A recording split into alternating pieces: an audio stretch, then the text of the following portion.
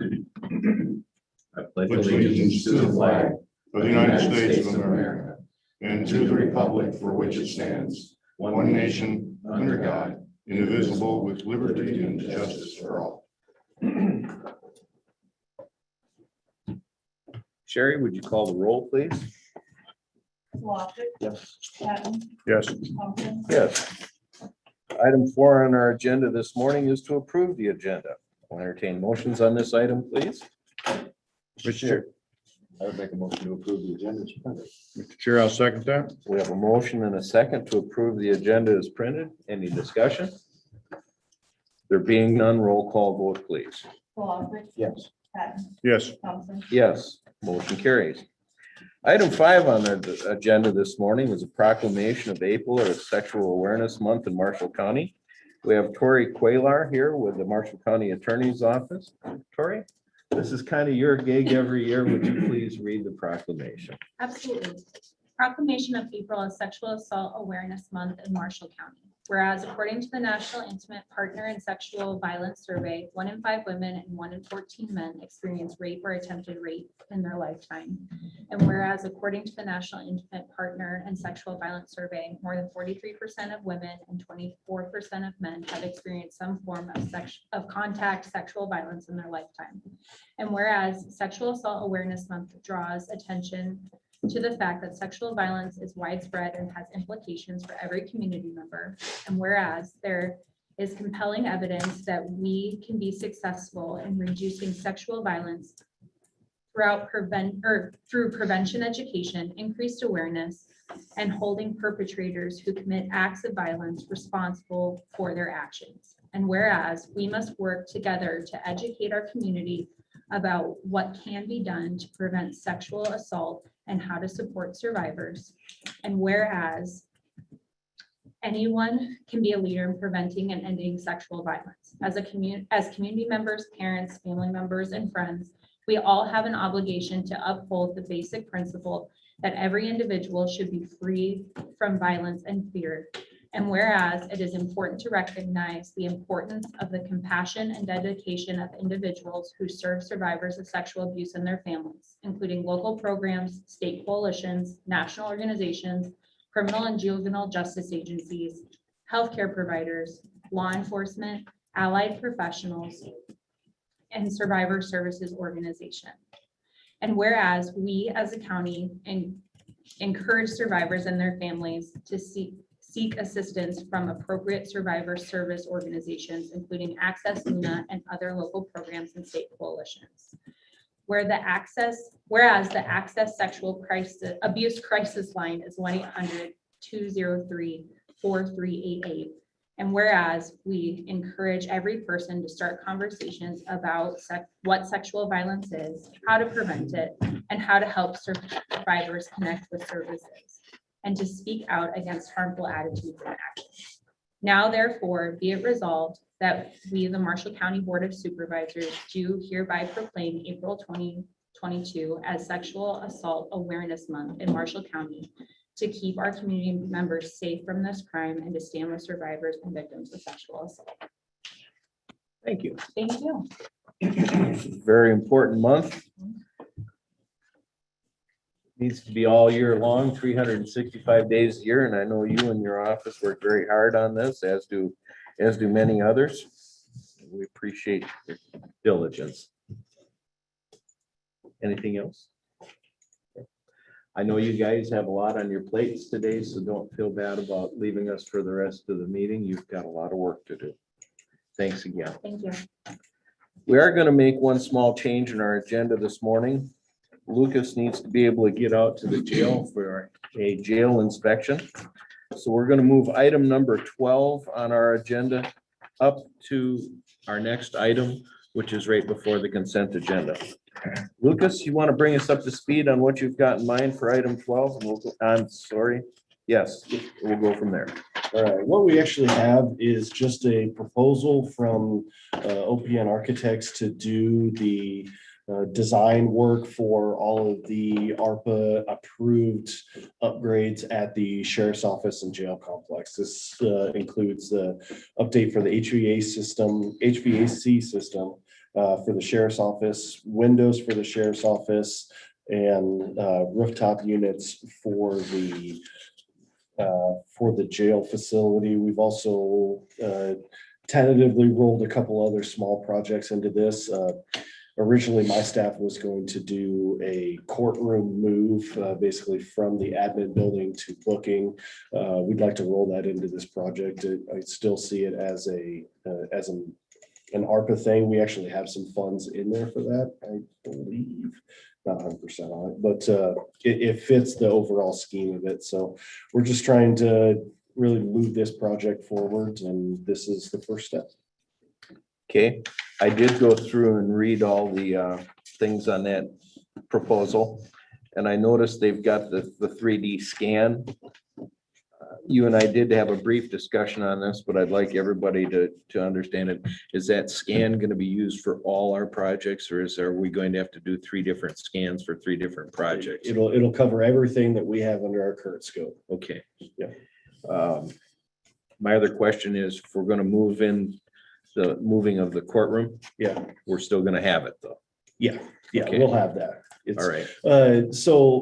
So basically, when we think about it, we do the 3D scan. We're doing that just on the admin building because there's a lot of detail there and some ceiling heights that we need to capture really exact measurements on.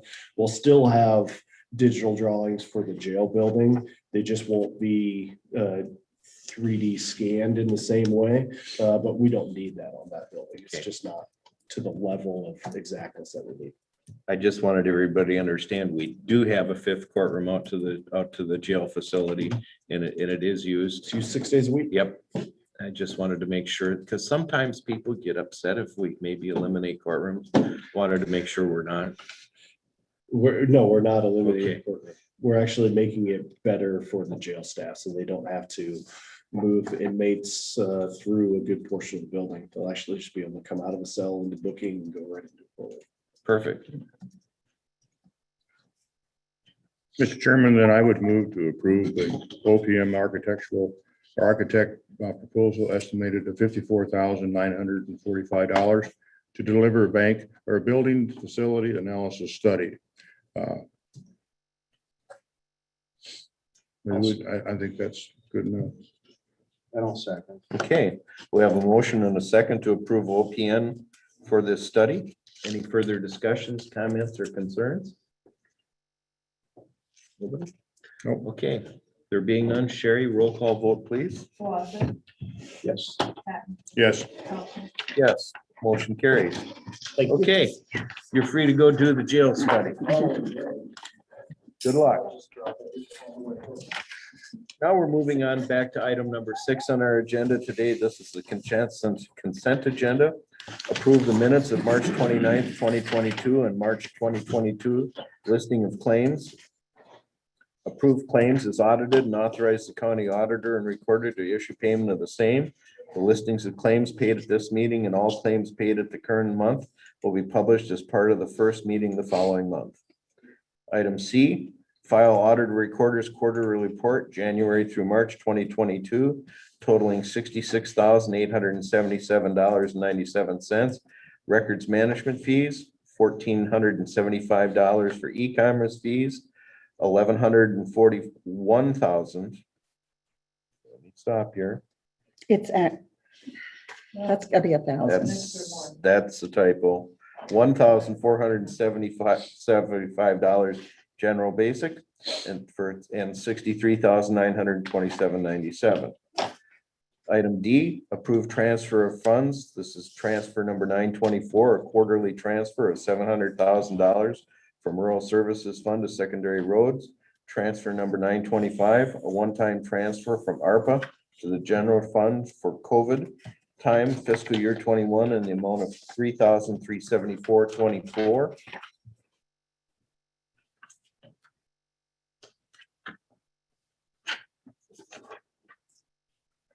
Transfer 926, a one-time transfer from ARPA to secondary road fund for COVID time for fiscal year 21 in the amount of $1,852.90. Transfer 927, a one-time transfer from ARPA to capital projects for expenses paid with capital projects that are ARPA approved expenses in the amount of $302,681.34. And item number E, file manure management plans, Banger Finisher Farm, ID number 59034 at 1326 Hopkins Avenue, Union, no changes. JT Farms, East Side, ID 63208 at 2348 290th Street, Haverhill, no changes. And the Larson site, ID number 67141 73890 160th Street, St. Anthony, with changes. This is the end of the consent agenda. Is there any further questions or comments? If not, I'll entertain motion. On Bangor, you said no changes. It says with changes. I just wanted to for your, With changes. Okay, for your records. thank you. Mr. Chair, I would make a motion then to accept the consent agenda. And Mr. Chairman, I'd second that. Okay, we have a motion and a second to accept the consent agenda. Any further discussions, comments, or questions? There being none, Sherry, roll call vote, please. Slosson, Yes. Patton, Yes. Thompson, Yes. Item number 7 this morning, we've had a request from the city of Marshalltown to support the RISE grant highway. Do we have Michelle on with us this morning? Yes, good morning. Can you hear me? Absolutely. Good morning. All right. So thank you for time this morning. The city is in the process of preparing an application to the United States Department of Transportation. This is the RAISE program, formerly called BUILD or TIGER. Some of you may recall those acronyms in the past, but most recent years it's been titled as RAISE. This is a project we did apply for the past 2 years. So this is our third attempt at this grant. As just kind of a summary of the project, this is the Highway 14 corridor. We are going to be including from Anson north to essentially the city limits. The bulk of this project includes the street reconstruction, a large amount of utility work for new water mains, sanitary sewer, storm sewer. There would be improvements to the sidewalks, ADA compliance at crossings, improved lighting, landscaping, and beautification. Part of the project is the 4-lane to 3-lane conversion that has been planned by the Iowa DOT as part of that. And so it's a very significant project. Our total budget is estimated about 28 million or so. We're still finalizing some of those numbers, but close 28 to 29 million. The request going to the DOT will be for, we're looking at about 18.7 million. The Iowa DOT has committed 1.4 million to the project. That's a $400,000 increase from last year's support. And Marshalltown Waterworks has committed 2.5 million towards the water main improvements. And then last night, the city council supported a resolution for the balance between the RAISE request minus the DOT and waterworks. And so that should be somewhere in the neighborhood where we're looking.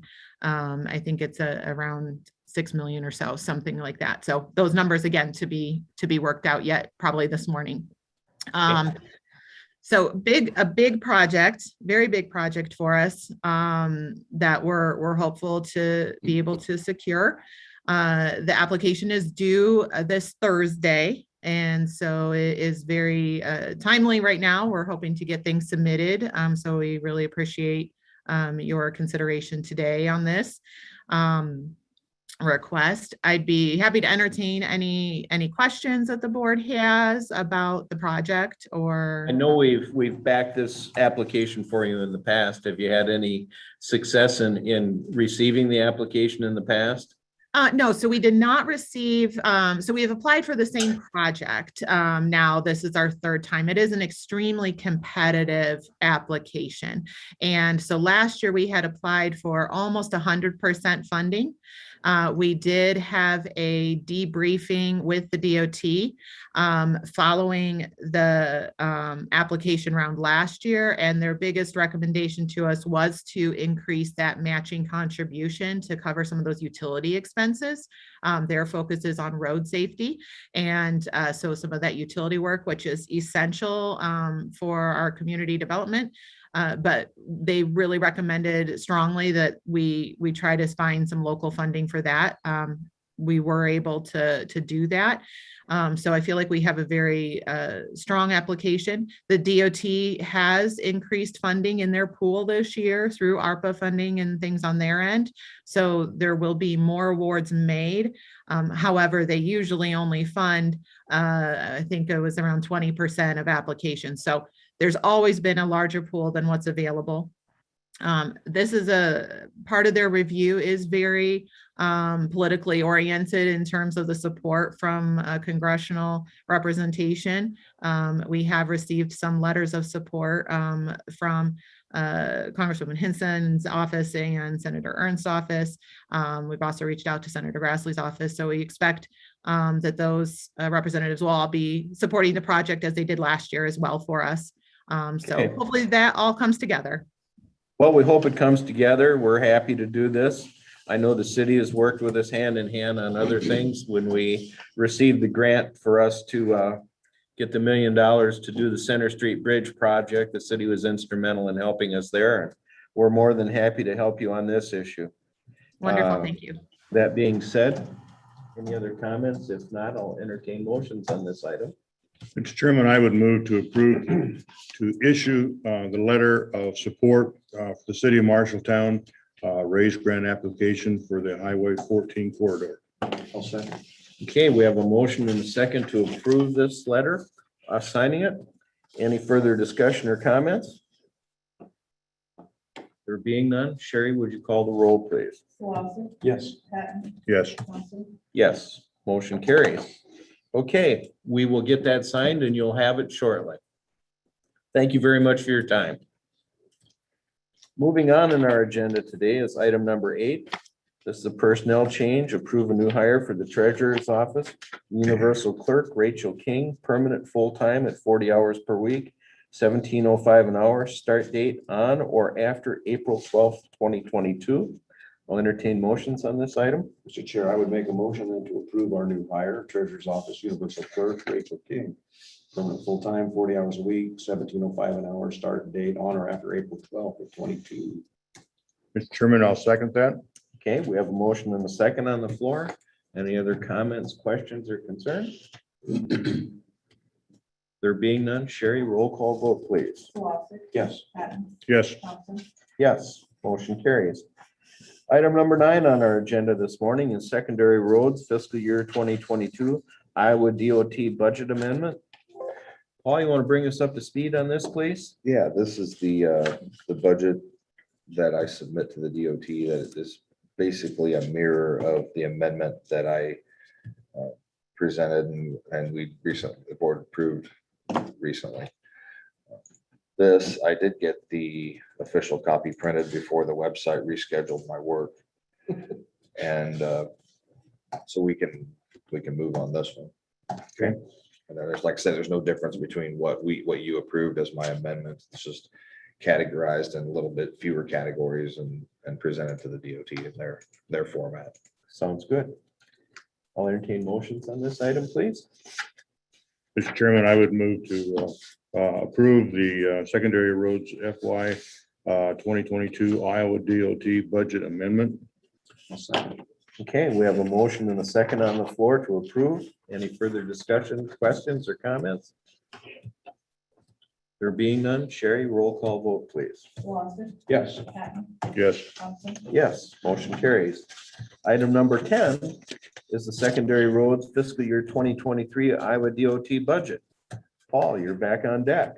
This one, I did not get the official copy printed before the website went away. And So it's supposed to be submitted to the state by April 15th, but the DOT understands that this website issue is outside of our control, so they aren't gonna, there's not gonna be any repercussions for missing the April 15th deadline. The only other possible problem is that the next board meeting, I will be gone that entire week at the National Association of County Engineers meeting. So I didn't know if the board would entertain having a special meeting, or I can have Mark come to the meeting of the, what's that gonna be, the 25th? 26th. 26. The, and we will have the same problem with the program as well. So if you want to talk about construction, if a special meeting is possible, that probably is the cleanest and gets us submitted to the DOT the quickest. I am, of course, expecting the website to be back at some point before next Tuesday. So sometime between possibly Friday and Monday, you would have that. They don't have a should be by date. Yeah. Okay. I've been using this website for 12 years and never seen this happen. So I've never even known it to be down for, even hours, let alone it's been down since last Friday. Oh, Well, I personally don't see any problem with having a special session. We just don't know when. Yeah, you just have to let us It- know when the website comes back up. and Because then- it would, if we could do it before I went to NACE, then I could discuss, there's quite a few items in the program that were not in last year's program. Okay. And some funding questions that we can have. I think it would be good to have good open discussion on it. So why don't we plan on trying to have a special session and work with Sherry on what our Okay. schedule looks like, and there's no problem whether we hold it in a morning or an afternoon. Let's just get it when we can and get it done. What are the notice requirements for a special? 24 hours. Okay. Well, if you're willing to do that, then I guess I would ask that you table this until, or how, does it, you have to table if you're tabling it till the special, or? Shouldn't even need to be. just We won't act on it on this one and just Oh, put okay. it on the Move on, okay. special. We'll just work on it when we do the special, and we'll go on to our next item, which is item number 11, secondary roads, Marshall County fiscal year 2023 secondary roads construction program. Do you want to leave that discussion for the special also, or would you like to do that now? I can certainly talk about it. The only problem is I don't have hard copy to pass out to you guys to be able to read along and see what I'm requesting. Shall we wait funding. and do it all at once? It may be more clear. if we Let's just do the wait same until thing. okay. Okay. All right. We'll combine both of those into our special session when the state gets their website back up. Yeah. Is this the same website that It's- you and I could never get my signature to go across? No, that actually was a state issue, but that was a non-state software package that we were trying to get the contracts signed in and stuff. But this is actually a website that is run by the Iowa County Engineers Association Service Bureau. So it's actually not even a DOT website. It's just the Iowa County Engineers website. Okay. Well, let's move on. Item number 12 this morning, we already took care of. So we're moving on to item number 13, approve the engagement letter with Allers and Cooney's. Discussion and possible action. Allers and Cooney's is our folks that we contract with on an annual basis to do our HR and other things. So it's just a Union. continuation. They do our union negotiations, and it's a Yeah. monthly fee, and I pay $17.50 per month out of my budget. Yep. Every month for a year for their fees. So, yeah. money well spent. Mhm. Everybody gets to use them, and then the only additional charge is that they have to come up here and do mileage or, If they do an in-person Yeah. meeting, they'll charge us mileage and stuff. Mr. Chair, then I would make a motion to approve the engagement letter with Ayers and Cooney's and authorize board chair to sign. And Mr. Chair, I'll second that. okay, we have a motion and a second to approve this engagement letter with Allers and Cooney. Any further discussion, questions, or comments? If There being none, Sherry, roll call vote, please. Wassick, Yes. Patton, Yes. Thompson, Yes. Okay. Moving on is item number 14. Bill, we were going to have somebody else that was going to be with us. And Betsy, And I see her Betsy is there. on, yeah. Betsy, this is a modify the CICS statement of understanding for fiscal year 22 regarding salary allocation for CICS employees. This is for discussion and possible action. You want to bring us up to speed from your perspective on this, please? Yeah, and I will just provide a little bit of clarification. We're not actually looking to modify the SOU for fiscal year 22. What we're really looking at is the salary allocation for CICS employees going forward after July 1st. So it would start July 1st of 2022. As you're probably aware of, the CICS Regional Governing Board chose to go to a single employer of record starting July 1st of 2022, so for fiscal year 23. With that, what we have in Marshall County is 2 employees that have shared duties. So currently we have Lisa Soder, who is 10% doing county general assistance and 90% doing CICS mental health regional stuff. Then we also have Kelly Gerke, who is doing 70%, I believe, CICS and 30% county. It might be 80-20. Now that I say that. I think it's 80-20. 80-20. Okay. Yeah. After I said that, I'm like, I don't think that's right. So it's 80-20. The reason I was thinking 30% was we have began having the staff do time allocation sheets where they're looking at the percentage of actual time spent doing the various departments that their salaries are under or their wages are under. The first time Kelly did hers, it was 30% doing county functions. We really saw that as an outlier. She had some meetings that don't necessarily occur frequently. And so then we did have them do another time allocation again this past March. That looked much different after we talked about just kind of what our expectations were regarding the time allocation. So what it really came down to is Lisa's time allocation is really pretty minimal. With general assistance, it's really less than 5%, actually less than 2% at times. Kelly, we looked at hers, like I said, the first time was 30% county duties. This last time it was under 10%. So I guess what we're looking at doing is changing some of those allocations for staff. The other piece of it is starting July 1st, Franklin County will become their employer of record. And then in order for Marshall County to buy back any staff time from Franklin County or from staff that are located there, there will be an MOU or a memorandum of understanding between, or potentially even a 20E. I'm not sure exactly what that document will look like yet, but essentially outlining this is how much of the time will be paid by Marshall County to do whatever duties you guys set up. And that will be between Franklin County and Marshall County. So what we're looking at doing is trying to really, what the region has looked at doing is trying to pull as many people fully into the region as possible, just to try to eliminate those agreements that are needed.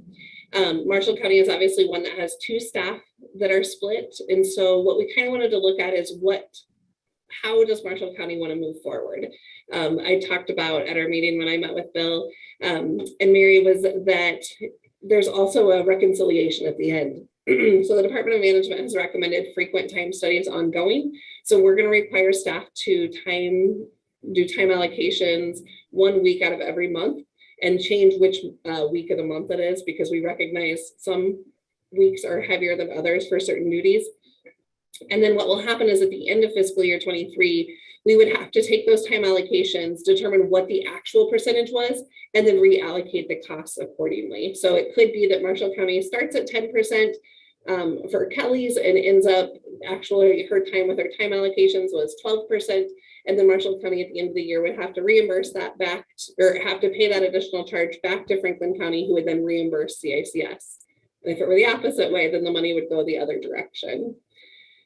So because of all of those pieces and the administrative piece of it, what we really ask counties to do is to look at and see if it's possible to, rather than having 2 individuals with a small piece of their salary being paid for, split, if we could look at it going down to at least 1 staff member.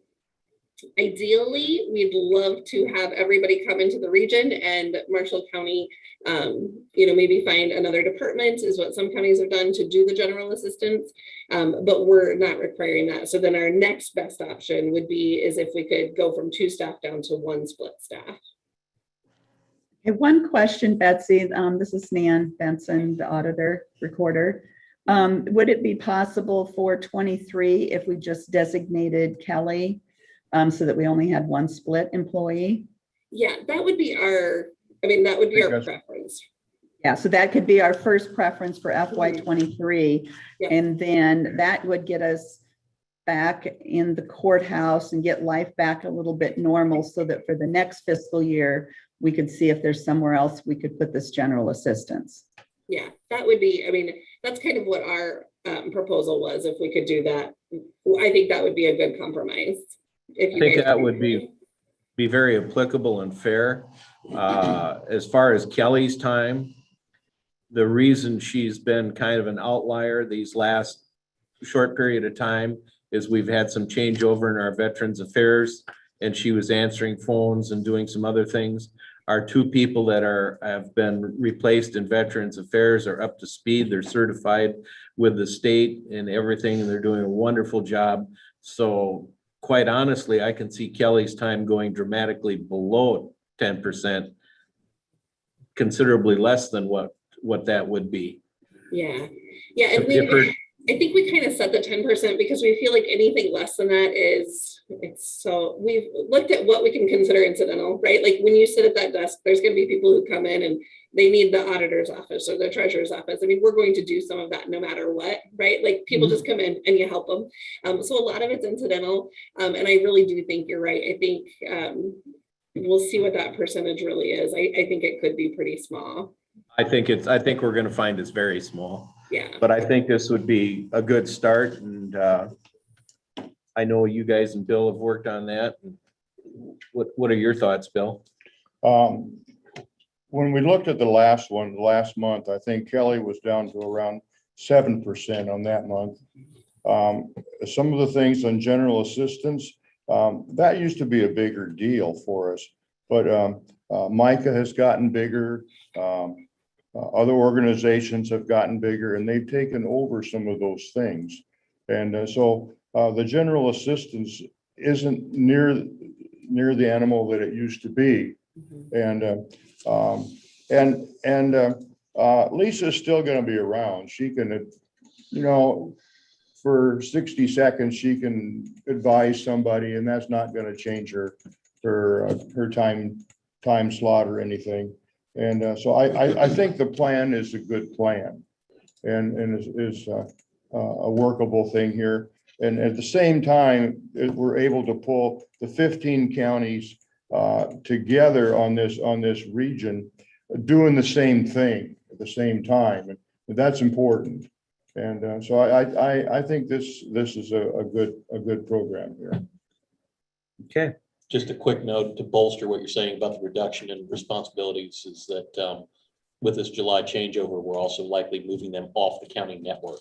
They'll stay on the county phone system, but they're going to be hiring their own IT staff for the region, and they're going to have their own needs. So they're going to have their own internet, wireless, so they won't even have access to county resources even further than they currently have. That'll be a bigger separation. Yeah. And then also down the road here a little bit, Betsy wants us to come up with a figure on rental, and they would pay rent on what they're using as far as the facility and so on. And so this is going to work, I think, real well for us. Yeah, we have that on our to-do. We're already doing that for DHS in the annex. So we'll just be dividing. It'd be the same place. But it's a square footage thing and the Sure. space they're sitting in there and in the annex. And some people may be wondering, are they moving somewhere? But they're not. They'll stay. No. They'll stay right where they're at in the annex building, doing their CICS work. They just, we're going to be hopefully transitioning them out of general assistance by fiscal year 24. Okay. So right now, there's no rent being paid by CACS. No.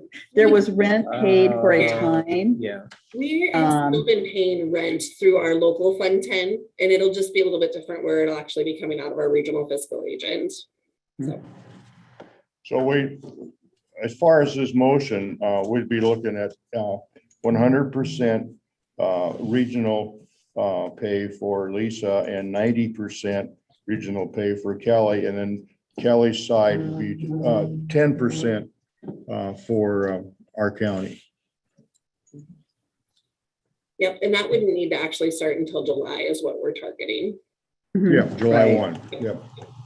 Okay. And there will be another, like I said, it'll be a 2080 or an MOU that will come from Franklin County that you would actually need to make that, to actually approve that action or whatever. Okay. All right, unless there's any other further discussion on this, I'll entertain motions on this item. Mr. Chairman, I would move to modify our work program with the region and have Kelly at 100%. Pardon me, Lisa at 100% and Kelly at 10%, beginning July 1 of 2022. You want to make Kelly at 10% or 90%? Kelly would be 90% for the region.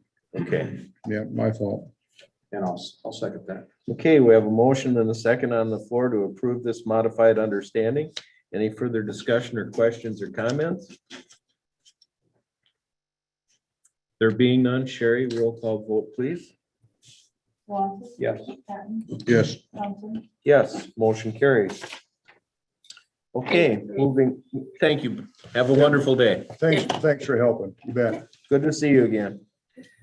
Moving on to item 15 is the Marshall County Hazard Mitigation Grant Siren project. Kim, have there been any changes that you can give us a brief update on, or are you still in the waiting process? Nope, we're moving forward slowly but surely. So updates, the grant was submitted on Sunday for the total was guesstimated at about $750,000. Ended up with the digipeters and poles and everything included around 826,000. And I'll give you the exact totals when we actually sit down with our meeting Thursday night. But so a little higher than expected, but those are if we do not get any grant type projects done by any of the electrical companies. Steve and I are working with consumers, and we will be working with Alliant, and then their Core State Center will do their own electric. So that can cut that cost down some. So we'll get closer to, I'm sorry, go ahead. Do you have any feel as to when we may hear anything on this grant? Yeah, a couple of things that as soon as I submitted the grant, we had talked before that, anywhere from 45 days we should hear, and then it could move fairly quickly. So when I submitted the grant immediately on Monday morning, then the state called and walked me through some things.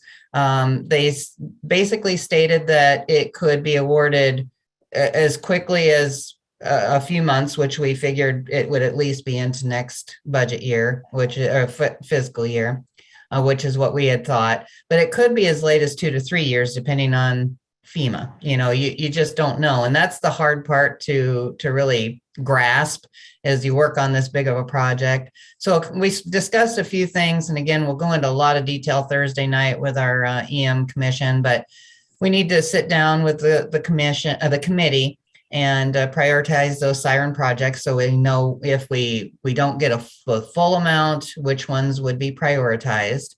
We'll sit down and discuss the digipeters that we talked about at our last Board of Supervisor meeting, how that cost would be distributed if it would be across all the entities in the grant application.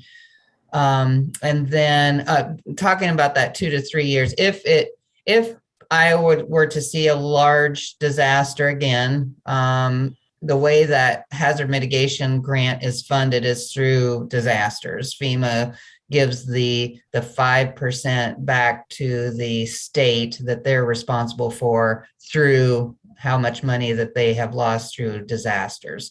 So that adds up gradually, but about a $14 million disaster is what would fund this big of a project.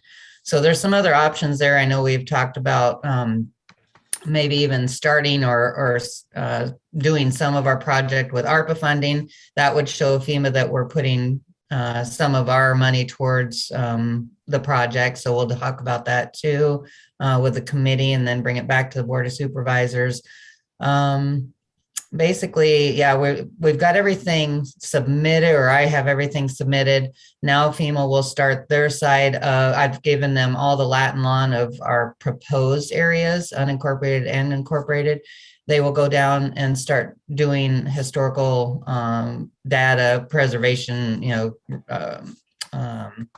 surveys on all of those sites that we proposed.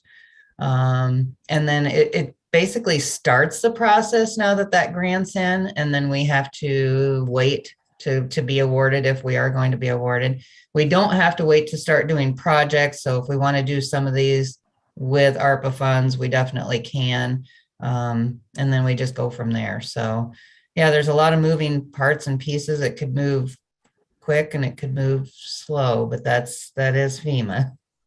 Kim, is there a necessity for a motion today from the county? We don't have all the information. Not yet. After we discuss it with the my commission on Thursday night, we'll go back to our smaller committee, our Siren committee, and decide all these prioritizing. And then that's probably where we'll come back to the board and decide, do we want to start some of this project with those ARPA funds and then continue to wait on the grant, or what we want to do. So just kind of keeping you guys updated. Okay, Kim, did you say it could take up to 2 to 3 years before? Yeah, I hate to hear that, but yeah, that was one of the first things that he told me on Monday after telling us 45 days to 3 months where we'd hear back. And now, after he sees the total of the 826,000, then he proceeds to say it could be 2 to 3 years, but that depends on disasters that we see in Iowa. So as you know, we've all been seeing quite a few disasters. This hazard mitigation grant is based solely on disaster money. So it's kind of it is very hard to sit down and budget for something that you're guesstimating constantly. Well, let's hope for the grant, but not for the disaster that comes with it. I agree. I said the very same thing to our state rep. One is fine, but no more disasters. We've had our share. No more. And as far as all of Iowa, that's all right with me. No more. Yep. Okay, thank you very much for your update. Thanks, Kim. Item 16 are items previously tabled. I'd like to continue to table that. Okay, we'll leave those as table. I have some things I need to work out with the grant yet. Okay. So we'll just leave it to. Okay, perfect. We'll leave her there. Moving on then, we're on to public forum, item number 17. This is a time set aside for the public to make comments on topics of county business other than those listed on this agenda. No action will be taken on any of these topics brought up in public forum. Anybody for the good of the order? I wanted to let you all know, I know it's me. We will be doing our annual Phyllis Holton Scholarship Selection, which is just for students in Marshall County. And I'm going to use this facility. It's the evening of April 27th. And usually we give out a little over $120,000 to our local high school, and they can get it for 4 years. So if they live in Marshall County, not necessarily go to school in Marshall. They have to attend a Marshall County, they have to graduate from a Marshall County high school. So unfortunately, that keeps our homeschooled kids out that live in the county. It also keeps out GMG. How about BCLUW? No, that's out of county. It's wherever the high school is physically located. See, I have to pay property tax in Marshall County for my kids going to school there. Are you fair? It was what was written in the trust, and unfortunately, the Phyllis Holton is no longer living to make any adjustments. to how the trust was set up. Once the trust is, they're Created and they're, irrevocable. and they're no longer here to, Yep. there was some tweaks made in the beginning because she was still living. Okay. And Did you say so $120,000? per year, Wow, it's just the earnings off of, that's quite the trust, it's quite the trust. Mhm. quite the trust. So I know I've talked to you about that other years, and Yes. last year we had nowhere we could physically hold that, and so we used the Coliseum, or, up at the Coliseum, which worked out well because that was done, but Well, Yeah. good. so I wanted to just let you know I was using the facility to give out money to our local kids. I got a couple things. Something we've worked on since last August. We approached the city with a city-county meeting and restarting those up. I'm happy to announce that our first one will be Monday night at 5:30 at the Coliseum. We've looked forward to this for a long time. The city and county work hand in hand in many things, and this just gives us an opportunity for both the council and the county board of supervisors to sit down in the same room and look each other face to face and have some good substantive discussions. We're looking forward to that Monday evening. On another note, please, everybody, we're in the fire season, especially out in the county. Take care and be aware. We've got extremely dry conditions. We've had some bad fires this last week and some property destruction. And if there's anything anybody can do to be a little more careful and aware of what their surroundings are, please take those steps. Anything else for the good of the order? Dave, All right, may I make a comment? certainly. I'm wondering about that joint meeting between the city and the county and its location, and will it be recorded so that people can view it online? I will have to check with the city what their capabilities are. I know if it's in one meeting room on the first floor that they do have ability to do that. And if not, we will be offering our services from our IT department to be able to bring in our owls and things to be able to assist the city, because this is going to be a public meeting with all three supervisors present, and we have to follow our open meeting laws. Excellent, thank you. Okay, moving on. This is adjournment.